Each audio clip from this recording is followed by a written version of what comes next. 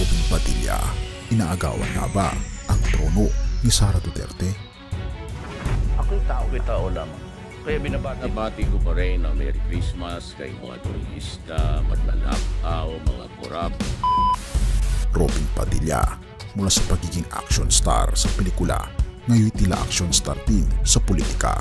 Pero bakit tila ang kanyang mga hakbang ay nagiging mas malaki, mas matapang at mas nakatuon sa isang bagay, ang pagiging susunod na lider ng bansa?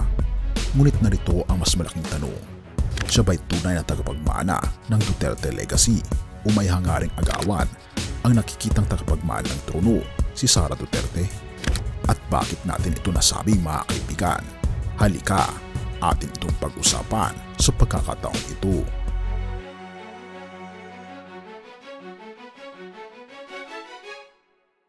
Full Duterte mood at ang ad na nagpaingay. Ang huling Pasko ad ni Robin Padilla ay hindi ordinaryong mensahe.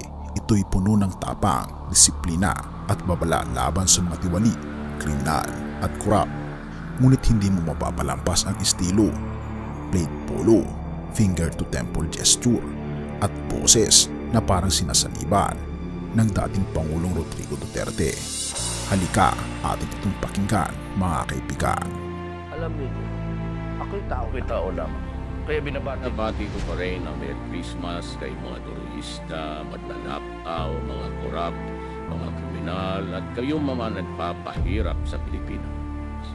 Kaya kung ayaw pa rin yung komento at patuloy pa rin ang parasan,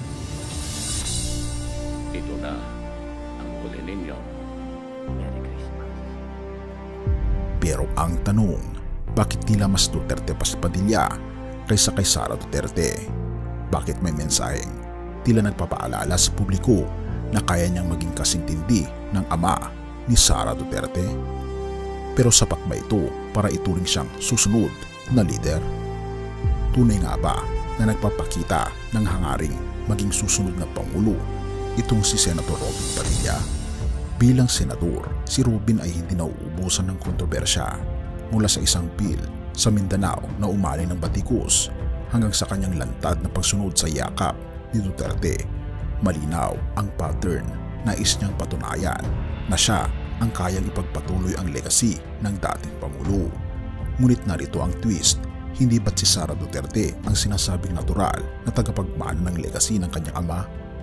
Kaya't ang tanong ng marami, si Robin ba ay isang taga-suporta o kalaban sa posibleng laban sa 2028 kung susuportahan mo si Robin Padilla? Ang mga dahilan ay malinaw. Una, karisma na pangmasa.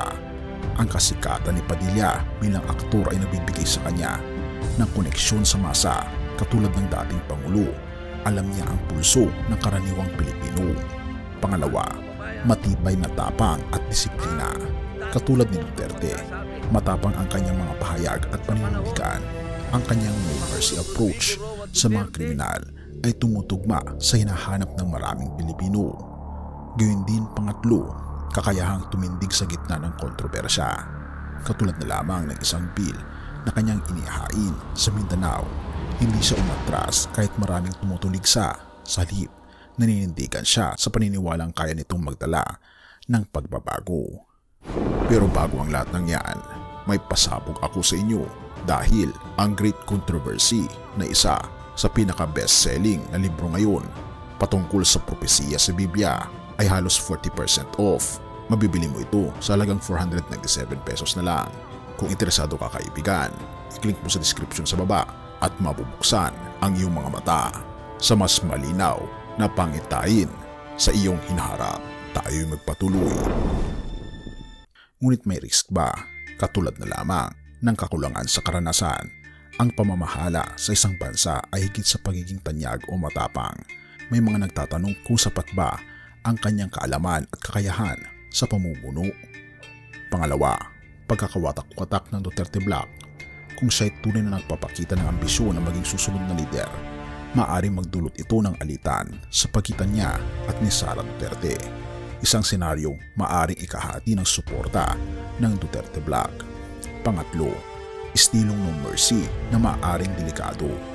Bagamat epektibo ang estilo ni Duterte para sa ilan, hindi maikakaila ang mga kontrobersyang nakakabit dito. Ang tanong, handa ba ang bansa para sa isang lider na may parehong estilo? Ngunit ano nga ba ang tunay na motibo ni Robin Padilla sa ad na ito? Sa bawat ad, bawat panukala at bawat pahayag ni Robin, tila may isa siyang sinasabi. Kaya rin niyang maging Duterte. Pero ang tanong, sino ang tunay na Duterte? Si Robin ba o si Sara? Ang kasagutan ay tila nasa ating mga kamay bilang mga mamamayan. Si Robin ba ay isang asset na handang magtulak ng pagbabago o isang risk na maaring magdulot ng alitan at pagkakawatak-watak? Kaya Pilipino, sino ang pipiliin mo?